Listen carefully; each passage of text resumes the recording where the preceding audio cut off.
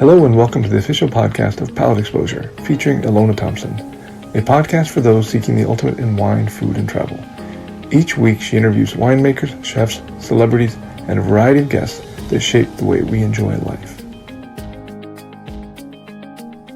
Hello, this is Ilona Thompson with Palate Exposure. I'm here with Favia Erickson, and we're here in the most zen spot I think I've ever been to. We're surrounded by this serenity and beauty and peace and gorgeous gardens. So we're going to start from that place. I obviously want to find out what Annie's background is, so you guys can learn everything about her. But since we started with a tour that's very, very special through the gardens, I just want you to talk a little bit about that. How did that property come about? Sure.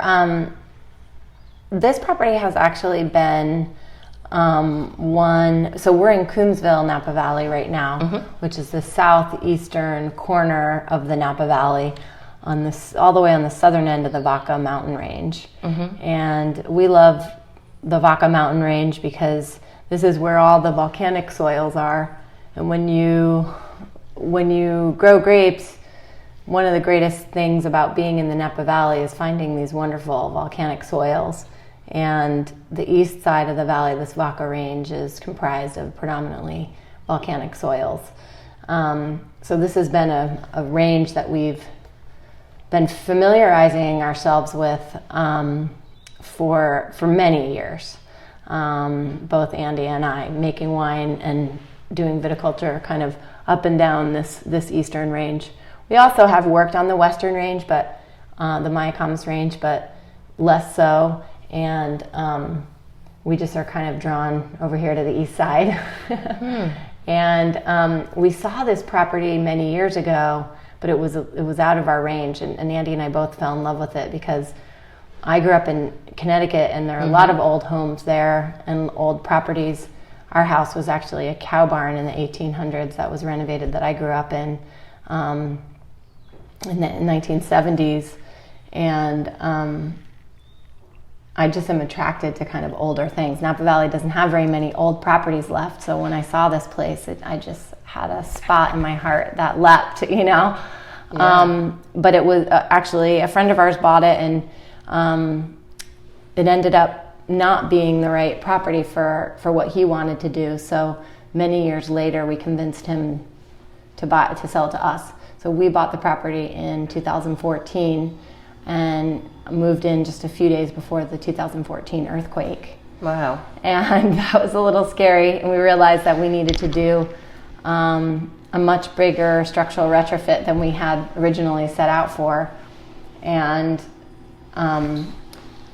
we set out to do just that right after it. So the home and winery were built in 1886, and we spent the last 4 years kind of disassembling and then reassembling the main house and winery. So the winery is downstairs. It's an old stone cellar, and the walls are about 2 foot thick, and the house was just kind of sitting on that. So we made the structural retrofit to do lots of piers. We did about 15 to 20 piers that go down 15 to 20 feet, and then tied all that in with rebar, and tied it into the existing kind of steel structure that is holding it together now. And then the house was actually built before electricity and plumbing, so they added that probably in the 20s and 30s.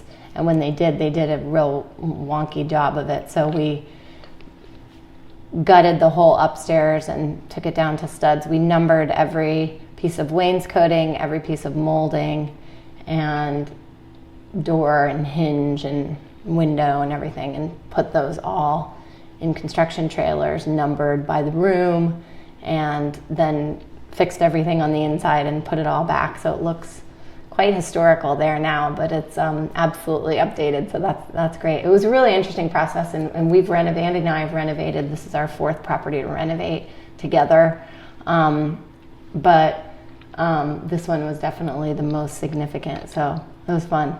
Sounds like a labor of love and a huge undertaking. Absolutely. And serendipity, how it wound up in your hands after all. Yeah. Is it possible to visit for folks, or is it open at all? Yeah, so since we live literally above the winery, as I mentioned, so we keep our weekends kind of just for family time. So, but we are open Monday through Friday at 10 and 2 for tasting by appointment. And it's really fun to see it because we're trying to not only we have renovated not only the structures, but also the gardens. Originally, this was Antonio Carboni Winery and Italian Gardens. When Antonio settled in the 1870s, wine was one part of the culture, but definitely food was, as it is now, a big part of the culture. And so he had, we have really interesting old records that show what he was selling to restaurants in San Francisco. Peppers and eggplants and, by the bushel, and grapes by the carload. And so we wanted to kind of revive that part of the property too. So we grow quite a few, we grow a lot of vegetables for quite a few restaurants in Napa. And also I started an herbal tea company here on the property. So I grow herbs for that and dry them here on the property. And that's called Erda tea. So that's been a really fun project too. That's come out of this property. I'm actually about to have a cup of lemon verbena Erda tea, and I can't wait. And you guys, this property is absolutely majestic. The moment you walk onto it, you just feel like you're in a different world. So if you have an opportunity when you're visiting Napa, please contact Favia. Do yourself a favor. You will absolutely feel like a renewed soul once you visit. So you mentioned Connecticut. That's where you're from. You're family of 6, big family, right? 6 children, I should say. Mm-hmm. Were you? I'm the youngest of 6. Okay. Yes. And my mom was an avid gardener, and my dad grew up in Manhattan, and he kind of always wanted to get out of the city, so he raised us on this property kind of off the grid to some degree. On the grid, but they grew kind of all of our food, and all my siblings did 4-H, and we would always have a fresh animal, in the freezer to eat, and chickens and all that kind of thing. So it was a really, really fun way to grow up, being the youngest of a pack of kids. And my mom really spent a lot of time with me, and I don't think I realized that I was really, she was always outside and always in the garden because that was her true passion. And I don't think I realized that until my 20s, that was my passion too. So, but I guess I learned a lot from her because it's kind of come naturally, which has been really fun to discover. And Andy, my husband, Andy Erickson, grew up in Indiana, and he was kind of surrounded by farmland. And then he ended up moving to Boston and going to school in Boston, and then moving out to California too. And it was funny because we have very similar backgrounds in that we both studied other things before we came to wine, but ended up in the Napa Valley in the early 90s, and then met each other in 95 here, and started making wine in our garage together, and have been doing that ever since in 95. And then we started Favia in 2001. And we wanted to concentrate on Cabernet Franc because we had both fallen in love with Cabernet Franc kind of independently. And then when we met, that was something that really united us. So that was fun. And we looked all over the valley for great Cabernet Franc properties, and didn't really realize that we were going to make Cabernet Sauvignon, but we had some great cab that we were blending in small percentage, and had a couple barrels in 2005 that we really loved and showed to some friends, and they said, you know what, you really shouldn't blend this, you should just make some cab too. So we started making Cabernet. Wow. So never say never, but it's fun how I feel like our lives both have been, I don't know, I mean, I guess I would say that, life has all these series of forks in the road, and can go one way or you go the other way. And I feel like our paths have both been really intuitive, and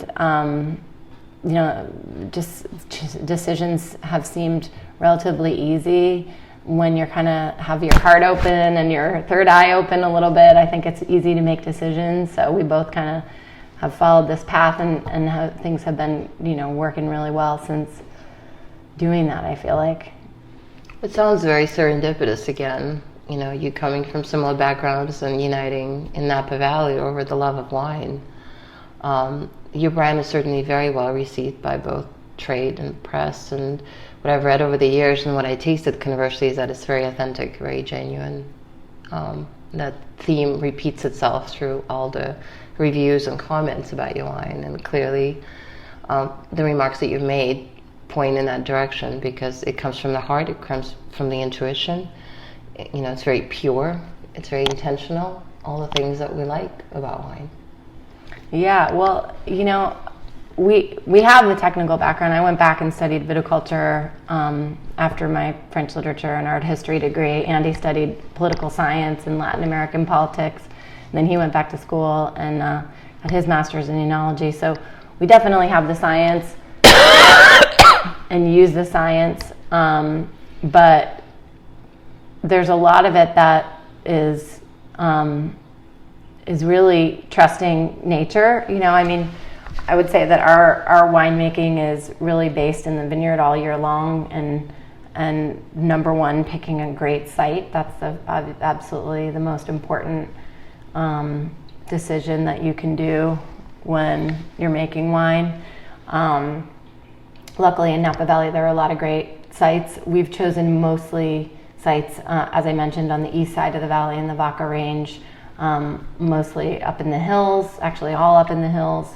And from looking at different vineyards over the years, I really love eastern exposures and northern exposures on the east side. Mm-hmm. That aspect can allow you to have the great volcanic soils, but less of that intense afternoon light, and mm-hmm. and more of that really soft, beautiful morning light. And I feel like those little things that we have kind of identified over the years, and then the viticulture just being out there. We're out in the vineyards all the time. Not only me as viticulturist, but Andy as winemaker. Our whole team is out in the vineyard from pruning until harvest time, and then beyond. We spend a lot of time, and we have great crews and work with really incredible growers that are really collaborative, and direct that farming to a point where we feel really confident that we're achieving a lot of balance in the vineyard, so that we don't have to wrestle with the grapes when they're in the winery. We're really making all the important decisions during the growing season so that the winemaking can be really straightforward, classic winemaking, and really natural winemaking. We really don't add anything to the wines once they're in the winery. It's just, kind of a long cold soak, and then we warm up the tank and get those native yeasts going, and then Andy loves both a cold soak in the front end, that extraction in the front end, and a kind of a long maceration on the back end. So usually mm-hmm. our grapes are on the skins for 30 days, and then we'll press off, go to barrel for malolactic, and very little racking, just a couple times usually over the life of a wine. So really simple. But with great raw materials, it kind of just happens, well, that's not true. We're watching it. So I'm looking at a microscope right now. We're looking at the fermentations really closely. We're always monitoring, so we can always, intervene if we absolutely had to. But yeah. Generally, it's pretty straightforward, which is great. So I'm picturing this in my mind. You grew up surrounded by natural beauty because your dad wanted to facilitate that. Your mom, that clearly sounds like a great horticultural talent, which now I understand, your green thumb. And then degree in French literature. At what point did this transition into the thinking on wine? What happened? Well, I lived in France for a few times. I went a lot during college. I was in France for about 18 months during the 4 years of college, and then again another summer. So almost half of college I spent in France, and there that culture of wine is just so it's just so part of the fabric. Permeates everything. Yeah, absolutely. So so I just got more and more into wine. My dad had made wine when we were growing up. A lot. He would get boxes of grapes shipped out from California to Connecticut, and he and his Italian buddies, Andy Proto and his other friends, would be there and crush the grapes and do these small fermentations in carboys and whatever else they could ferment in, and so we always had home wine at our house, part of wine, part of dinner, and enjoying the family meal. We all ate together most nights, and always on Sunday you had to be home for dinner, and we kind of have that same culture and ritual with our family here. We have a lot of extended family here, so Sundays are, if people are in town, we get together a lot most Sundays and cook a big meal together and enjoy that. So just always loved that part of it, and I didn't realize I loved science. I was always into the arts. I was a classical ballet dancer as a kid, and studied literature, and I loved the humanities, so I always thought that's what I was good at, and I thought that maybe I wasn't good at the other things. And then when I started working my first job at Newton Vineyard in 1993, and John Kongsgaard was the winemaker. I don't know if have you ever interviewed John? Not formally, but I've had conversations with him, and it seems like he's been a mentor to some of the top winemakers, viticulturists. It seems like he touched a lot of lives in a profound way. Yeah, that's absolutely true for me and Andy. Actually, we both worked at Newton. Me in '93 and he in '94. And John is he's a Renaissance man. I mean, he is able to kind of do it all and do it all well. And he just has a great passion for really digging in and learning something really deep in a very deep way. And I loved, that was my first job working in the office.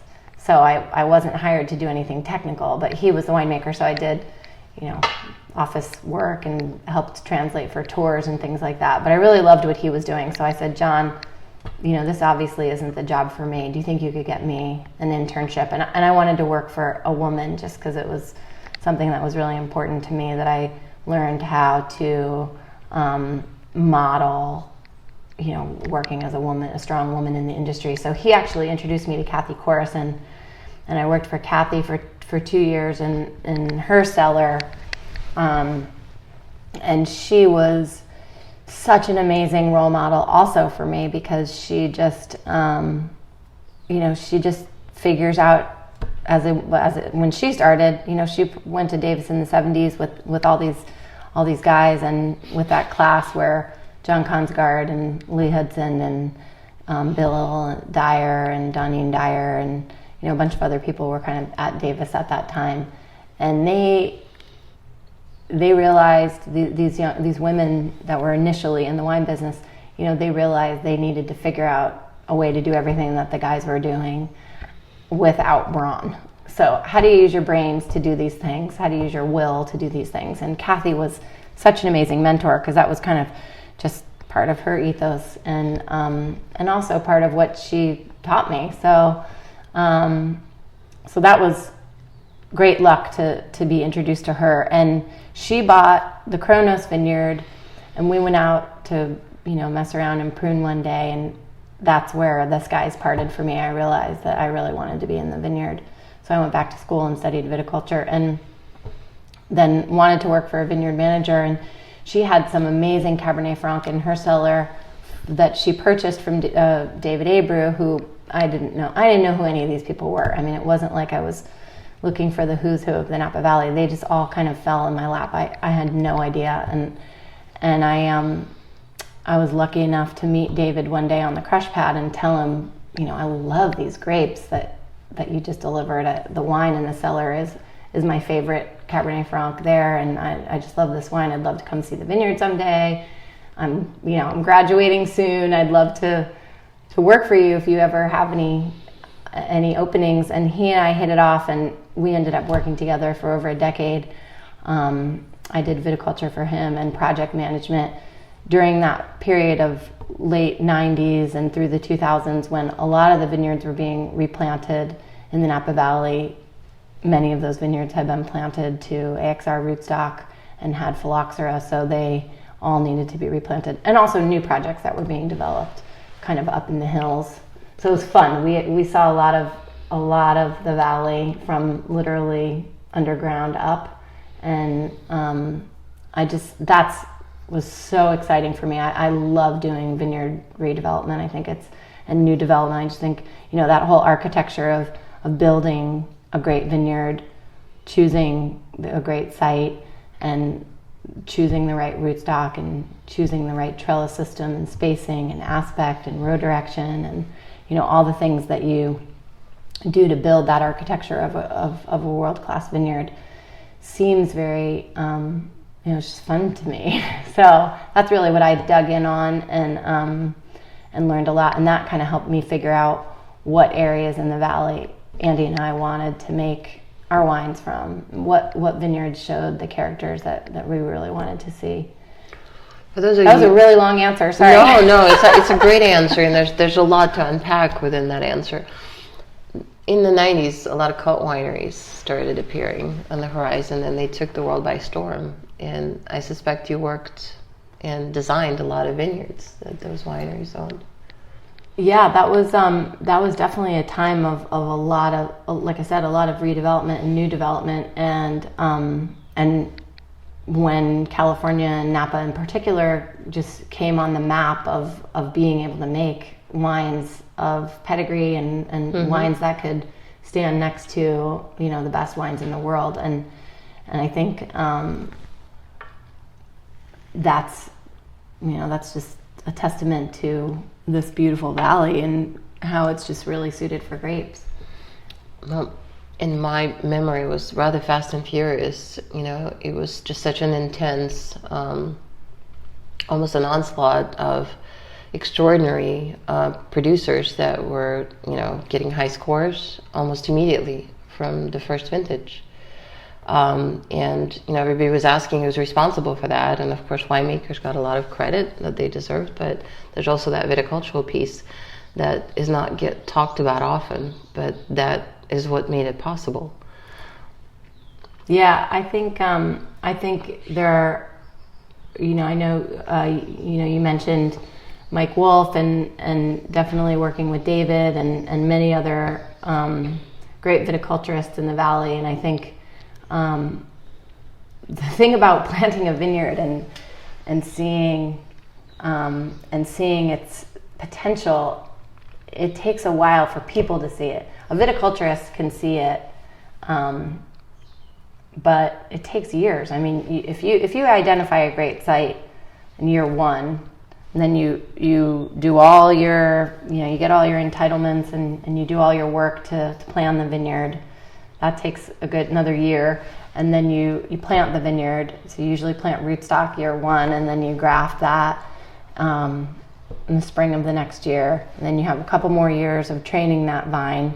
So you're not even getting grapes until the third leaf, mm-hmm. And there you get just a little bit of grapes, because you don't want to, any great viticulturist isn't going to put a lot of fruit on those first vines those first years. You want to grow that root system for 5 to 10 years and really always have your brain underground for those first 5 to 10 years at a minimum, but underground should be at the front of mind for any great viticulturist for the life of the vineyard, because you really that's where the magic happens.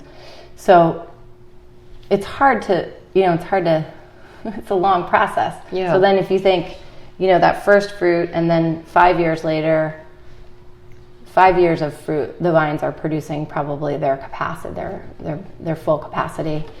That being said, that mid palate starts filling in. You get a great wine that first year, but then again, there's a little slump that second, third, fourth, fifth year usually. In the fifth year, that mid-palate of young grape starts filling in, and then year 10, you get another great qualitative jump, and then, every decade you get better and better wine. So it takes a while. It's a patient process. So maybe viticulturists get the, I don't know, maybe it just takes longer for the recognition. I don't think viticulturists really are in it for that. I was certainly never in it for a process that takes 10 years to get recognition. I think it's more just, you just really love what you're doing and you're out there every day getting dirty and looking at these great properties. But there are certainly amazing viticulturists in Napa that deserve a lot of, Phil Katuri being one of them. He's another one that we work a lot with. And I love Phil because he's as committed to organic farming as I am. As I mentioned, having your mind under the soil, building those soils and farming the soils is, for me, the most important thing. So, how do we build the soil with cover crops and really increase that microbial activity so that the plant can thrive. So that's something that happens much more with organic farming, and Phil can do both. I mean, he's a great viticulturist, but he also can really, he really understands organic farming, which is a great benefit. I was fascinated by a multitude of remarks that you made, and I want to start with a really important part of vineyard architecture, which is the sustainable mindset. When you're building a vineyard that will last potentially decades or even hundreds of years, that's not how the planting occurred in the past. It was more maybe crop load orientated, or maybe haphazard in many ways. But what you were doing, the work that you were doing, particularly in the 90s, I think was very mindful, wasn't it? Well, sure. I mean, as land prices go up in any of these attractive appellations around the world, people want a longer term vineyard, of course, because that initial investment, both with financial investment and time investment, is pretty significant. So you absolutely need to think long term. I was lucky enough to work on the Mayacamas property a few years ago, and we took out vines that were planted in 1950, 51 or 52, I can't remember right now, but in the 50s. And they were making beautiful wines. Sadly, they had, their crop load had diminished to very small amounts. So they were producing levels that were not economically sustainable anymore, and that vineyard needed to be replanted. But, you can look around and see 100-year-old vineyards making great wines all over the world. It absolutely can be done. So we do think long term, for sure. A few things over the history have kind of put a wrench into that. Obviously, AXR rootstock and phylloxera, but also, we had a big planting boom in the 90s, and a lot of plant material was being demanded from these nurseries, and they were just really short on great plant material, so they were growing it as fast as they could. So people put in vineyards that probably, you spend all this investment, you need a great plant to put in the ground. So I think some of those vineyards went out pretty quickly just because they didn't have great plant material. But I think always the idea is to have, longevity in the vineyard, for sure. I don't know any person who owns a property in any great spot that doesn't want that. And also the sustainability, which you mentioned, that you want generationally people to be able to still source, and a lot of people think of sustainability on the production side, but not necessarily when you're actually putting the vines on the ground, and that's really important. You mentioned also that you like the east exposure, and that's where a lot of your experience took place. So why is that? Why are those specific sites so attractive? So the east side of the valley to me just seems, I don't know, it just seems more familiar. It just seems like home. I don't know. That's a good question. I don't know how to articulate why. I don't know, why does somebody love looking at a rose and somebody else loves looking at a peony, or I don't know. I mean, Why do you like bubbly water and I like still water? I just like the east side. I think the soils those rocky soils are easy for the roots to get down through and find water. You can control the vigor with the rootstock more, and many reasons. I just like, I don't know, I just like the soils. That's probably a terrible answer. No, it's not. That's what you like. But that being said, as I mentioned, I like the east side soils, but I like the eastern exposures and northern exposures.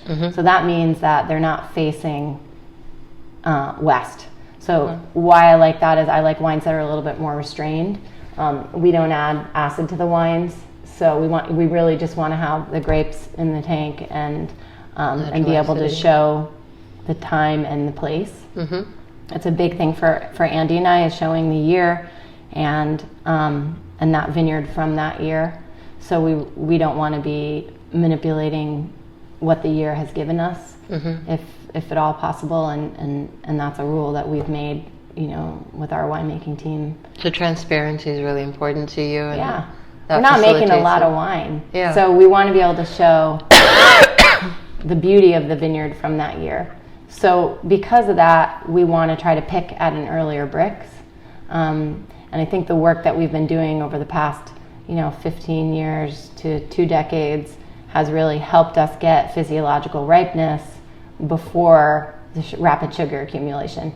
When I started in the 90s, people were really pushing the envelope on sugar ripening, and I just don't like those wines as much, those really hot vintages. I like wines that have just more natural acidity, more freshness. It's just, Andy and I like those wines better, so we want to pick earlier. So those eastern exposures and northern exposures give a little bit of a break from that hot afternoon sun, and they help to keep the Brix lower and keep those grapes from kind of blowing out. No, that makes a ton of sense. You mentioned old wines, and there's kind of nostalgic image in your mind that pops up almost immediately when you think of an old wine. And I think there's a fair amount of confusion in particularly consumer community when there's a reference to old wines, and what does it really mean? Does it bear superior fruit that's more concentrated, that's more special? Is it worth keeping old vineyards? I mean, there's all these types of questions and discussions. You mentioned that you had an opportunity to obviously work with old vines and also had to replant it. How is that for you? What are your thoughts on that? I think that it's great to have old vines because they do, like I said, vines will fill in, grapes, the character of a grape will fill in the flavor of a grape. That mid palate I mentioned will fill in as the vine gets older, and the wine just can get more and more interesting. But there's always that tipping point where an old vine will just be, kind of stressed out at that point. Also, you get this point where it's not economically sustainable anymore. So I have both the romantic's brain and the practical brain, and I think it's smart to have both, because while old vines look beautiful, they don't always produce great wines, and usually when they stop producing great wines, they're also stopping being economically sustainable. So it's usually a trajectory that happens, because you get those drying tannins and tougher wines when they get really old, at least for the ones that I've seen. I think it would be great to have a lot of old vineyards, because I think it's, why not? They're beautiful, they have a soul, they all the right reasons. But I understand people do have to replant. Yeah.